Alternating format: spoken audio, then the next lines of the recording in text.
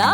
Your dream vacation to Turkey starts from rupees 79,999 only with GT Holidays, South India's #1 travel brand. அதிமுகவை நோக்கி நாம் தமிழர் நகர ஆரம்பித்திருக்கிறார்கள் என்றுதான் நான் புரிந்து கொள்கிறேன். ஏன்னா அதிமுக ரெண்டு பேருமே ஈக்குவல் டிஸ்டன்ஸில் வைத்திருந்த நாம் தமிழர் நிலைப்பாட்டில் ஒரு மாற்றம் ஏற்பட்டிருக்கிறது. எங்களுக்கு ஆதரவு கொடுங்கள், விக்ரவாண்டியில் நீங்கள் நிற்கல, எங்களுக்கு ஆதரவு கொடுங்கள்னு சீமான் அவர்கள் கேட்கிறார். எங்களுக்கு ஆதரவு கொடுங்கள்னு கேட்குறாருன்னா அதோட அர்த்தம் வந்து நாங்கள் ஆதரவு கொடுக்க தயாராக இருக்கிறோம் என்ற செய்தியை மறைபொருளாக அவர் உணர்த்துகிறார் என்று தான் நான் புரிந்து கொள்கிறேன். மக்கள் நல கூட்டணியோட போய் சைபரானு அந்த தவிர சீமான் செய்யக்கூடாது.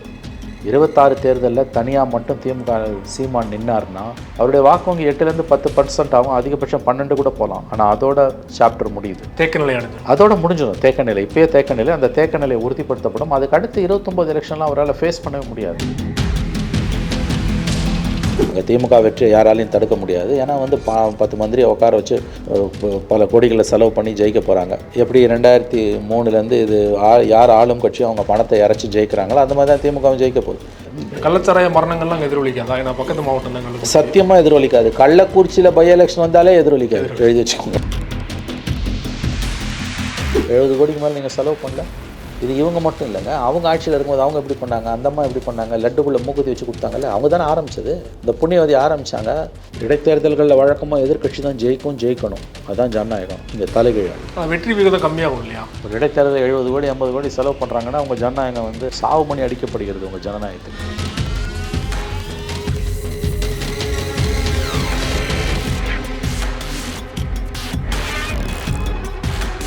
கள்ளக்குறிச்சி கள்ளச்சாராய மரணங்கள் கிட்டத்தட்ட 60 பேரை தாண்டி இது வரைக்கும் இறந்துருக்காங்க. 100க்கும் மேற்பட்டோர் மருத்துவமனையில் அனுமதிக்கப்பட்டிருக்காங்க. தொடர்ச்சியாக சட்டசபையில் வந்து இந்த விஷயத்தை எதிர்க்கட்சிகள் எழுப்பிட்டு இருக்காங்க. இந்த சூழலில் நேற்று அதிமுக சார்பாக உண்ணாவிரத போராட்டம் நடைபெற்றது. அதில் நாம் தமிழருமே பங்கேற்றிருக்காங்க, ஆதரவு அளிச்சிருக்காங்க இல்லையா? எப்படி பார்க்குறீங்க இந்த விஷயம்? இது ஒரு முக்கியமான நிகழ்வு. நேற்றைய உண்ணாவிரதத்திற்கு வந்து நாம் தமிழர் ஆதரவு கொடுத்தது என்பது நான் கருதுவது என்னவென்றால், மெல்ல மெல்ல அதிமுகவை நோக்கி நாம் தமிழர் நகர ஆரம்பித்திருக்கிறார்கள் என்று தான் நான் புரிந்து கொள்கிறேன். ஏன்னா அதிமுக ரெண்டு பேருமே ஈக்குவல் டிஸ்டன்ஸில் வைத்திருந்த நாம் தமிழர் நிலைப்பாட்டில் ஒரு மாற்றம் ஏற்பட்டிருக்கிறது. எங்களுக்கு ஆதரவு கொடுங்கள், விக்ரவாண்டியில் நீங்கள் நிற்கல, எங்களுக்கு ஆதரவு கொடுங்கள்னு சீமான் அவர்கள் கேட்கிறார். எங்களுக்கு ஆதரவு கொடுங்கள்னு கேட்குறாருன்னா அதோட அர்த்தம் வந்து நாங்கள் ஆதரவு கொடுக்க தயாராக இருக்கிறோம் என்ற செய்தியை மறைபொருளாக அவர் உணர்த்துகிறார் என்று தான் நான் புரிந்து கொள்கிறேன். ஏன்னா எந்த உறவும் ஒரு வழிப்பாதையாக இருக்க முடியாது. இருவழிப்பாதையாக இருந்தால்தான் அந்த உறவுகளை வந்து ஆரோக்கியமான உறவுகளாக இருக்க முடியும். அவங்க கட்சி அவர் வந்து இயக்கமாக இருக்கும்பொழுது அதிமுக ஆதரித்து 2009, 11, 14 பிரச்சாரம் பண்ணியிருக்கார்.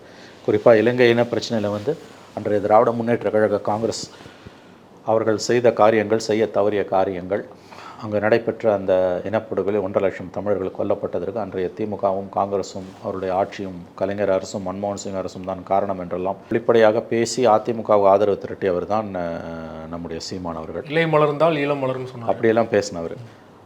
2016 எலெக்ஷனில் நின்றார் நினைக்கிறேன். 3 தேர்தலை பார்த்துருக்காரு, படுதோல்வியை சந்தித்திருக்கிறார். 8% ஓட்டு வந்திருக்குது. அது அடுத்து 10% மாறலாம், ஆனால் அதை தாண்டி அது போகாது. சீமானின் அரசியல் ஒரு தேக்க நிலைக்கு வந்திருக்கிறது. இன்னும் இந்த தனியாக நின்று தன்மானம் காப்போன்றதை வந்து இன்னும் ஒரு தேர்தலுக்கு மேலே அவரால் கடைப்பிடிக்க முடியாது, நிச்சயமாக முடியாது. 26 தேர்தலில் அவர் அதிமுகவுடன் கூட்டணி சேர்ந்தால் அவருடைய வாக்கு வங்கியில் சரிவு ஏற்படும் என்பது உண்மை. ஆனால் எம்பி சீட் கிடைக்கும். விஜயகாந்துக்கு நடந்தது. விஜயகாந்த் என்ன பண்ணார், 2011 வந்து ஜெயலலிதாவோட சேர்ந்து 41 வாங்கி 29 ஜெயித்தார். அஃப்கோர்ஸ் அதில் 7 பேர் ஓடி போனோம். அவர் பண்ண மிக பெரிய தவறு 2016 திமுகவுடன் போயிருக்க வேண்டும். கலைஞர் சொன்னார், பழம் நழுவி பாலில் விழுந்து கொண்டிருக்கிறதுனார். 55 சீட் வரைக்கும் பேசினாங்க, அவர் ஒத்துக்கல. அதனுடைய விளைவு அவர் 1.5% ஓட்டு வாங்கி சைபர் ஆனார். அதுக்கு பிறகு தொடர்ந்து சைபர். அவர் மட்டும் 16 கலைஞர் திமுகவோட போயிருந்தா 55 சீட்டில் 25 சீட்டு ஜெயிச்சிருந்தா கூட, அதுக்கு பிறகு 2 வருஷத்தில் கலைஞரும் ஜெயலலிதாவும் மறைஞ்ச அந்த காலகட்டத்தில் தமிழ்நாடு அரசியலில் 3வது மைய சக்தியாக அவர் உருவாகியிருப்பார். கர்நாடக அரசியல் எப்படி 3 பெரிய கட்சிகளோட கட்டுப்பாட்டில் இருக்கோ, பிஜேபி, காங்கிரஸ், ஜனதாதள், அந்த மாதிரி தமிழ்நாடு வந்து திமுக, அண்ணா திமுக அடுத்து விஜயகாந்த் வந்திருப்பார். அந்த 14, 16, 15% ஓட்டு. அவர் பண்ண மிகப்பெரிய தவறு அவர் வந்து மக்கள் நல கூட்டணியோட போய் சைபரானு அந்த தவிர சீமான் செய்யக்கூடாது. 26 தேர்தலில் தனியாக மட்டும் சீமான் நின்னார்னா அவருடைய வாக்கு வங்கி 8-10% ஆகும், அதிகபட்சம் 12 கூட போகலாம். ஆனால் அதோட சாப்டர் முடியுது, தேக்க நிலை அடைஞ்சு அதோட முடிஞ்சிடும். தேக்க நிலை இப்போயே தேக்க நிலை, அந்த தேக்க நிலை உறுதிப்படுத்தப்படும். அதுக்கு அடுத்து 29 எலெக்ஷன்லாம் அவரால் ஃபேஸ் பண்ணவே முடியாது. தொடர்ந்து தோக்கிறதுக்கு எவனும் கட்சியில் இருக்க மாட்டாங்க, அது ஞாபகம் வச்சுக்கோங்க. ஒரு க்ரூஷியல் ஸ்டேஜில் சீமான் நிற்கிறார். ஐ திங்க் அவர் அதை புரிஞ்சுக்கிட்டாருன்னு எனக்கு தோணுது. அவர் வந்து நேற்றைக்கு வந்து இந்த அதிமுக உண்ணாவிரதத்திற்கு அவர் ஆதரவு தெரிவித்ததும் விக்கிரவாண்டியில் ஆதரவு கேட்பதும் அவர் அதிமுகவை நோக்கி மெல்ல மெல்ல நகர ஆரம்பித்திருக்கிறார் சீமான் என்று தான் நான் புரிந்து கொள்கிறேன். அப்படி அவர் நகர்றாருன்னா அது உண்மையிலே அவருக்கு நல்லது, அவர் கட்சிக்கு நல்லது, அப்படி தான் எனக்கு படுது. இவர் வந்து நகர்றதுக்கு விருப்பப்படுறாரு. ஆனால் அதிமுக தரப்புலேருந்து அந்த விக்கிரவாண்டி ஆதரவு நிலைப்பாடு சீமானுக்கு இது வரைக்கும் எதுவும் வெளிப்படையாக சொல்லலை இல்லையா? இல்லை, இது வந்து வெறும் விக்கிரவாண்டி சம்மந்தப்பட்டது மட்டும் கிடையாது. விக்கிரவாண்டியில் அவங்க சொல்லாமலும் இருக்கலாம், சொல்லிட்டும் போகலாம். That's not a big issue. விக்கிரவாண்டியில் என்ன நடக்க போகுதுன்னு எல்லாருக்கும் தெரியும். ஏன்னா பை எலெக்ஷன்ஸ் கடந்த 25 வருஷமாக தமிழ்நாட்டில் அது ஒரு கேலி கூத்து. யார் ஜெயிக்கிற ஆட்சியில் இருக்காங்களோ அவங்க மட்டும்தான் ஜெயிப்பாங்க. அதனால் திமுகவோட வெற்றி உறுதிப்படுத்தப்பட்டு விட்டது. 26ல் உங்களுக்கு அதிமுகவோட போகணுன்னா அதுக்கு இப்போயே நீங்கள் வந்து காய் நகர்த்தல்களை ஆரம்பிக்கணும். கிரவுண்ட் ஒர்க் ஆங்கிலத்தில் சொல்கிறோன்னா ப்ரிப்பரேட்டரி ஒர்க்குன்னு அதைத்தான் அவர் செய்ய ஆரம்பித்திருக்கிறார்னு எனக்கு படுது. விக்கிரவாண்டியை பற்றி பெருசாக நம்ம பேச வேண்டியதில்லை. அது ஒரு இஷ்யூவே கிடையாது. இப்போ பெக்காக இருக்கலாமே ஒழிய தட்ஸ் நாட் அன் இஷ்யூ. அதில் அங்கே திமுக வெற்றியை யாராலையும் தடுக்க முடியாது. ஏன்னா வந்து 10 மந்திரியை உட்கார வச்சு பல கோடிகளை செலவு பண்ணி ஜெயிக்க போகிறாங்க. எப்படி 2003 இது யார் ஆளும் கட்சி அவங்க பணத்தை இறச்சி ஜெயிக்கிறாங்களோ அந்த மாதிரி தான் திமுகவும் ஜெயிக்க போகுது. போன வருஷம் ஈரோடு கிழக்கில் பட்டி ஃபார்முலா போட்டு செந்தில் பாலாஜி ஜெயிக்க வச்சார்ல, அந்த கதை தான் இது. That's not an issue. But இவர் கள்ளச்சாராய மரணங்கள்லாம் எதிரொலிக்காதா? ஏன்னா பக்கத்து மாவட்டம் தான் சத்தியமாக எதிரொலிக்காது. கள்ளக்குறிச்சியில் பை எலெக்ஷன் வந்தாலே எதிரொலிக்காது, எழுதி வச்சுக்கோங்க. 63 பேர் இல்லை 600 பேர் செத்து. ஒரு உதாரணத்துக்கு சொல்கிறேன், கள்ளக்குறிச்சியில் 600 பேர் செத்து பை எலெக்ஷன் வந்தால் கூட திமுக ஜெயிக்கும். ஏன்னா மக்களே கரப்ட் ஆகிட்டாங்க. எனக்கு எவ்வளோ கொடுக்குறேன்னு கேட்குறான். ஒரு ஓட்டுக்கு 2000 ரூபாய் கொடுக்குறது, சாராயம் அதிகமாக விற்று செத்தான்னா 10,000 ரூபாய் கொடுப்பானுங்க. வேறு என்ன? உங்கள் ஜனநாயகம் வந்து பணநாயகமாக மாறி போய் சவக்குழிக்கு போயிட்டுருக்குங்க. இதை மறந்துடாதீங்க. இது ரொம்ப நாள் இந்த அட்டுழி அந்த வண்டி ஓடாது. ஒரு இடத்துல போய் இது கிராஷ் ஆகி மோதி செதஞ்சு சின்ன பின்னமாகி நிற்கும். ஒரு ஓட்டுக்கு 5,000 6,000 10,000 வரைக்கும் போன வருஷம் கொடுக்கல இவர் செந்தில் பாலாஜி. பட்டி ஃபார்முலான்னு ஓப்பனாக ஜனங்களை பகலில் சாயங்காலம் உட்கார வச்சு 500 ரூபாய் கொடுத்து தேர்தலை நடத்தலை. 70 கோடிக்கு மேலே நீங்கள் செலவு பண்ணல. இது இவங்க மட்டும் இல்லைங்க, அவங்க ஆட்சியில் இருக்கும்போது அவங்க எப்படி பண்ணாங்க, அந்தம்மா எப்படி பண்ணாங்க, லட்டுக்குள்ளே மூக்குத்தி வச்சு கொடுத்தாங்கல்ல, அவங்க தானே ஆரம்பித்தது. இந்த புண்ணியவதி ஆரம்பித்தாங்க. அதுக்கு பிறகு முத்தமிழறிஞர் மூதறிஞர் அண்ணன் டாக்டர் கலைஞர் அதை 2006-11 அடுத்த பரிமாணத்துக்கு கொண்டு போனார். திருமங்கலம் ஃபார்முலான்னு 2000 ரூபாய் கொடுத்தானுங்க ஒரு ஓட்டுக்கு. அதுக்கு பிறகு 2011-21 அவனுங்க பூந்து விளையாண்டாங்க. இப்போ இவங்க டைமு இவங்க விளையாடுறாங்க. பட்ட பகலில் ஆடு மாடை அடைச்சி வைக்கிற மாதிரி அடைச்சி வச்சு 500 ரூபாய் கொடுக்குறான். உலகமே பார்க்குது. எதுவும் நடக்கலைன்னு ஆளுங்கட்சி சொல்லுது. ஆளுங்கட்சியோட அடிமைகளும் அடிவருடுகளும் ஜால்ராக்களும் அதை சொன்னாங்க. அப்படியே மறுவாந்தி எடுத்தாங்க அதை. இப்போ அடுத்து இன்னொரு ரவுண்டு போகுது. இப்போ விக்கிரவாண்டி இன்னும் ரேட்டு கொஞ்சம் கூடும், வேறு ஒன்றும் இல்லை. கள்ளக்குறிச்சியால் மக்கள் கொஞ்சம் மன வருத்தப்படுறாங்க அப்படின்னா 1000 ரூபாய் கொடுக்குறது 2000 ரூபாய் கொடுத்து ஓட்டை வாங்குவானுங்க, அவ்வளோதான். அதனால் வந்து இது வந்து 99 கடைசியாக நத்தம் விஸ்வநாதன் கலைஞர் சிஎம்மாக இருக்கும்போது ஏடிஎம்கேல இடைத்தேர்தலில் ஜெயித்தார். இடைத்தேர்தலில் எதிர்கட்சி கடைசியாக ஜெயித்த நிகழ்வு அது ஒன்று தான். 25 இயர்ஸ், 4 நூற்றாண்டு காலம் ஓடிப்போச்சு.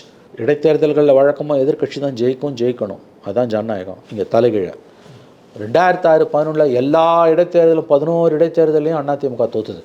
அதில் கடைசி இடைத்தேர்தல் பெண்ணாகரத்தில் அதிமுகவுக்கு டெபாசிட் போச்சு. ஆனால் அது நடந்த சில மாதங்களே நடந்த பொது தேர்தலில் 2011 ஜெயலலிதா கிட்டத்தட்ட 160 சீட்டு நம்ம ஜெயிச்சு வராங்க. 140-150 சீட்டு ஜெயிச்சு வராங்க. எந்த ஜெயலலிதா? அது கொஞ்ச நாள் முன்னால் டெபாசிட் போன ஜெயலலிதா. அதனால் இடைத்தேர்தல் விக்கிரவாண்டி வந்து அதை பற்றி பேசுகிறதே தொண்டை தண்ணி வேஸ்ட்டு. ஏன்னா எந்த மாநிலத்துலையும் இவ்வளோ வட்டுடியும் கிடையாதுங்க. அசம்பிளி எதுக்கு சீக்கிரம் முடிச்சானுங்க?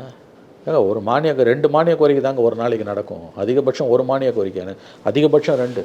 முக்கியமான மானிய கோரிக்கைலாம் ஒரு நாள் நடக்கும். ஒரு நாள் தான் மானிய கோரிக்கைன்றது. விழாவாரியாக எல்லா உறுப்பினர்களும் பேசுவாங்க. இது 8 நாளில் 30 டிமாண்டை ஒன்றா வச்சு முடிச்சுட்டு அவசரமாக முடிச்சுட்டு அங்கே எல்லோரும் விக்கிரவாண்டிக்கு ஓடுறாங்க. 20 மந்திரி போய் அங்கே உட்கார போகிறாங்க. 4 தெருக்கு ஒரு மந்திரி. பக்கா அதிமுக ஓட்டு திமுக கூடும். வெற்றி விகிதம் கம்மியாகும் இல்லையா? அது எனக்கு ஒன்றும் அது கம்மியாகும்னு எனக்கு தோணல. அப்படி ஆனாலும் அது ஒரு பெரிய இஷ்யூ கிடையாது. நல்லா புரிஞ்சுக்கோங்க. நீங்கள் 10 மந்திரி, எல்லா மந்திரியும் அங்கே தான் இருப்பான். 4 தெருக்கு ஒரு மந்திரி இருப்பான். ஒரு ஓட்டுக்கு 1000 ரூபாய். எதிர்கட்சிக்காரன் கூட கொடுக்குறான்னா 2000. 3வது ரவுண்டு போகும். சாதாரணமாக 2000-3000 ரூபாய் ஒரு ஓட்டுக்கு. அப்புறம் விதவிதமான பரிசு பொருட்கள் இப்போ பார்த்தோமேங்க. இதில் ஈரோடில் பார்த்தோம்ல, அதில் வந்து இவங்க எக்ஸ்போர்ட்ஸ், இவங்க வந்து அது விரயமாகாமல் சேதாரம் இல்லாமல் கொடுப்பாங்க. தேவையில்லாதவனு கொடுக்க மாட்டாங்க. ஃபோக்கஸ்டாக அடிப்பாங்க. ஒரு இடைத்தேர்தல் 70 கோடி 50 கோடி செலவு பண்ணுறாங்கன்னா அவங்க ஜனநாயகம் வந்து ஆட்டம் காணுகிறது என்ற அர்த்தம். சாவு மணி அடிக்கப்படுகிறது உங்கள் ஜனநாயகத்துக்கு. ஞாபகம் வச்சுக்கோங்க. நிறைவாக ஒரு கேள்வி சார். நீங்கள் சீமான் வந்து கொஞ்சம் கொஞ்சமாக வந்து அதிமுக பக்கம் நகர்றாரு, 2026 கூட்டணி அமைக்க கூட வாய்ப்பு இருக்குன்னு சொன்னீங்க இல்லையா? அதிமுக எதிர்ப்போட்டு தான் அதிமுக நாம் தமிழரோட பேஸு. அதிமுகவோட கூட்டணி போனால் அதில் ஒரு சில பர்சன்டேஜ் அடிவாங்க கூட வாய்ப்பு இருக்குது. அதைத்தான் நான் சொன்னேன். நான் முதல்ல சொன்னதை நீங்கள் நல்லா கவனிக்கல. அதாவது 8% ஒரு ஓட்டு இருக்குது, கம்மியாகும்னு சொன்னீங்க. 2% வரைக்கும் கம்மியாகும், அதிகபட்சம் 3% கூட கம்மியாகும், 5% கீழே போவாது இருக்கும். பட் லாபம் என்னன்னு கேட்டிங்கன்னா, அவர்கிட்ட மினிமம் ஒரு 15லேருந்து 20 எம்எல்ஏ வரும். 10 எம்எல்ஏ இருந்தாலே அதோட மரியாதை வேறுங்க. நீங்கள் வாக்கு வங்கி அரசியலில் ஓட் பேங்க் பாலிடிக்ஸ்க்குள்ளே போன பிறகு, தேர்தல் அரசியலுக்குள்ளே போன பிறகு உங்ககிட்ட எம்எல்ஏ இருக்கானா எம்பி இருக்கானான்றதான் கேள்வி. அது இல்லாமல் நான் வந்து தனியாக தான் நிற்பேன், தன்மானம் காப்பேன், யாரோடையும் கூட்டணி சேர மாட்டேன்னா, நீ எத்தனை எலெக்ஷனில் 200 வருஷம் உயிர் வாழ்ந்தாலும், இந்த கல்கி படத்தில் இப்போ கமலுக்கு 200 வயசாம், அந்த மாதிரி நம்முடைய சீமான் அவர்கள் 200 வயது வரை வாழ்ந்தாலும் அவரால் ஒரு சீட்டும் ஜெயிக்க முடியாது. ஆனானப்பட்ட எம்ஜிஆர், ஜெயலலிதா, கலைஞர், மோடி, இந்திரா காந்தி, ராஜீவ்காந்தி, வாஜ்பாய் எல்லா தலைவர்களுமே கூட்டணி வச்சு தாங்க ஜெயித்தாங்க. கூட்டணி இல்லாமல் எவனுமே ஜெயிக்க முடியாது. தயவு செஞ்சு இதை புரிஞ்சுக்கோங்க. இந்த அடிப்படை புரிதல் சீமான் அவர்களுக்கு இப்போயாவது வந்ததுன்னா அது அவருக்கு நல்லது. இதை புரிஞ்சுக்கோங்க. நீங்கள் எல்லா கட்சியுமே கூட்டணி வச்சு மட்டும்தான் ஜெயிக்கிறான். என்ன சொல்ல போனால் நேர் எதிர் கொள்கை உடையவன் கூட்டணி வச்சுக்கிறான். இந்தியாவில் வந்து கம்யூனிஸ்ட்டு பிஜேபியோட வச்சுக்க மாட்டான், காங்கிரஸ் பிஜேபியோட வச்சுக்க மாட்டான், எதிரும் புதிருமான பிராந்திய கட்சிகள் வச்சுக்குமா. உதாரணத்துக்கு திமுக அண்ணா திமுகவோட வச்சுக்காது. அதை தாண்டி அவன் வேணால் எவன் கூட வேணால் வச்சுப்பான். நீங்கள் எந்த விளையாட்டையும் அந்த விதிப்படி தான் ஆடணும், அந்த ரூல்ஸ் அண்ட் ரெகுலேஷன் படி தான் you have to play any game. அது இல்லாமல் நான் வந்து தனியாக நிற்பேன் நில்லுங்க. நின்று என்ன பிரயோஜனம்? அதான் சொல்கிறேன், 200 வருஷம் இருந்தாலும் நீங்கள் ஒரு சீட்டு கூட ஜெயிக்க மாட்டீங்க. எல்லா கட்சியும் காஷ்மீர்லேருந்து கன்னியாகுமரி வரைக்கும், மோடியிலேருந்து சோனியா காந்தியிலேருந்து, கலைஞர்லேருந்து, ஜெயலலிதாலேருந்து, எம்ஜிஆர்லேருந்து எல்லாரும் கூட்டணி வச்சு தான் ஜெயிக்கிறான். அப்போ நீங்கள் மட்டும் அதுலேருந்து எப்படி விதவிலக்காக இருக்க முடியும்? ஏன்னா யாருக்குமே தனியாக 40% ஓட்டு கிடையாது.